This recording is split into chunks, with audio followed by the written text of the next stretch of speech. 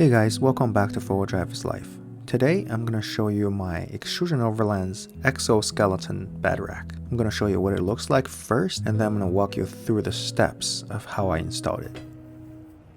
So this is the corner bracket, and then there's a cover with a little screw in it. This is how it sits, like clears the antenna. If you put a rooftop tent on it, it can overhang, no problem. There's another corner bracket right there. That's what it looks like from the side view.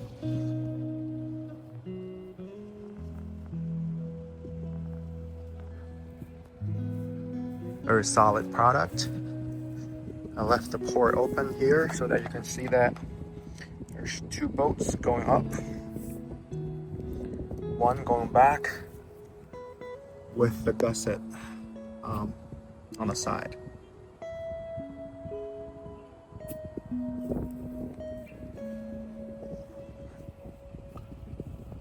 This is the side view. So for the Tacoma, the way it's attaching to the bed is like this. So they have a back plate in the bed rail. From Toyota, this is from Toyota, this is from Xtrusion Overland, and they have this bracket that goes up, wrapped around the side of this extrusion bar, and then there's two sliding, drop-in T-nuts that these bolts are bolted onto. And that's the same for all four corners.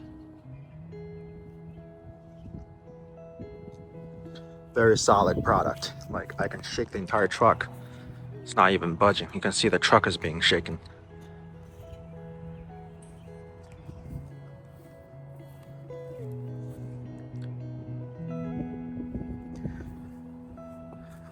Gonna share with you some installation tips so that you have an idea. Since this is the rack mode only, I got 3 packages. 2 of the packages are extruded aluminum bars. One of the packages is hardware. I believe you could also order a moly panel plates to cover the side so that you have like a semi-enclosed area. One thing to be careful when you cut open the wrap is that stay clear of the extruded bars because you don't want to scratch them. Here is a second package of the extrusion bars. The first one's profile was not a rectangle in the cross section, and the second one is.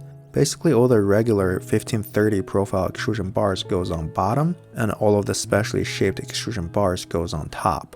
Except there's 2 braces in the middle on the top, that is the regular 1530.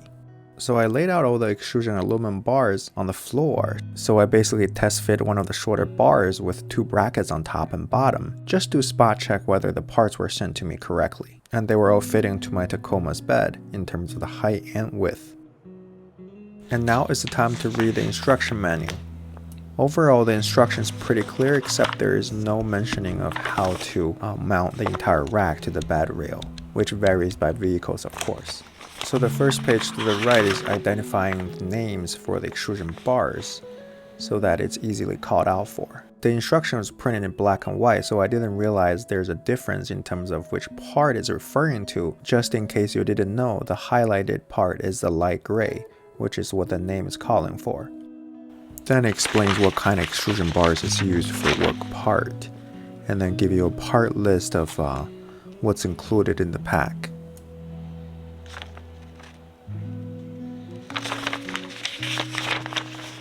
I believe the moly panel kits are purchased separately. Alright, for the main structure assembly, the recommended way is to assemble the 2 sides first and then join them together from the top, and then slide the entire piece from the back of the bed to the front. To make your life much easier and not miserable at all, I would definitely recommend a ball-tipped hex Allen driver. This is going to save you a lot of time and effort, because for some of the bolts, you can't really get a straight open access from right behind of it. You kind of have to like tighten it like at an angle, so a ball-tipped Allen wrench would be very helpful. After reading the instruction, I feel like I have a good grasp of what this process looks like, so let's begin. Here's another tip. Every hose at the end of the extrusion bar are tapped. However, they were not really cleaned well from the manufacturer. I would recommend to use some fine tip tool to scrape off the excessive materials or debris.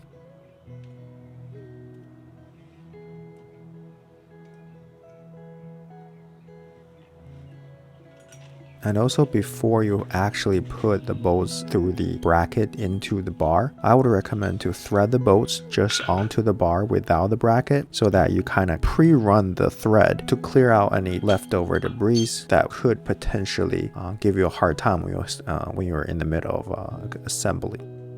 The assembly of the first side probably took me about almost an hour and a half because I was not familiar with the process. And in hindsight, I would definitely recommend find out which corner bracket that has the least amount of access on the bolts and start from there. Because once you have everything else assembled, the last piece you find does not have access from behind the bolt, then it's going to require a very weird angle for you to kind of make it work. It's just a lot more effort that way. By picking out the one with least amount of access and tackle that first, you're going to thank yourself doing that. And don't forget to apply the thread lockers provided with the package. Like I said earlier, the first side took me an hour and a half, and the second side only took me about 30 to 40 minutes, which is significantly faster than the first try.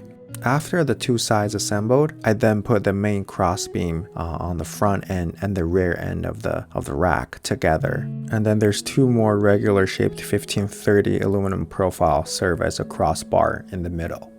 You can put them anywhere in between the main crossbars. However, I just put them relatively closer to the end so that it provides more torsion resistance.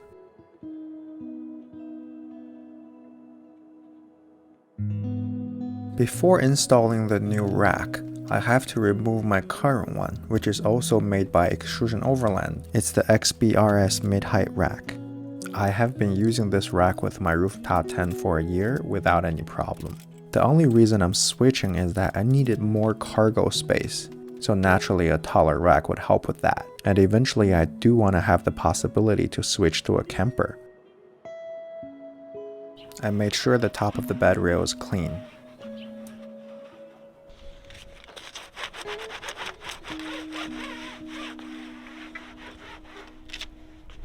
Then with another set of helping hands, I was able to put the rack up to my truck.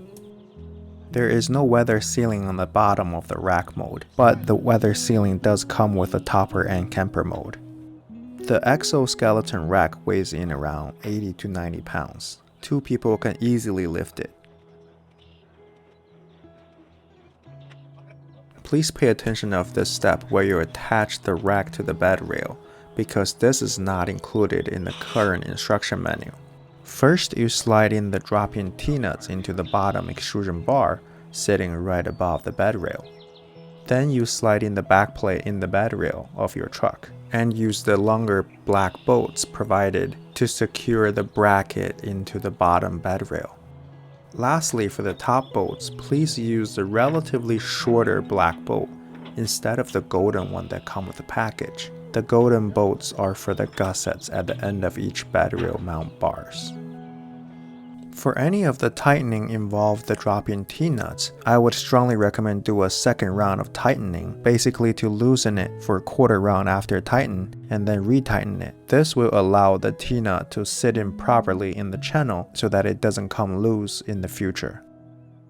After the rack is assembled, I took the truck out for some picture session. I really love how this rack looks on my truck because it sits very flush with the line of the truck, and the length of the rack covers the entire length of the bed, which will give you more mounting space. I cannot wait to see how the topper and camper mode looks like on the truck. I will definitely keep you guys posted on the long-term reliability and usability of this rack. I know that currently XO.SKELETON is out of stock, But if you're in the market for a bed rack that could eventually be turning into a topper and or a camper, I would say this is a very good option worth to consider. Alright, thank you guys for watching. Hope you have a good one.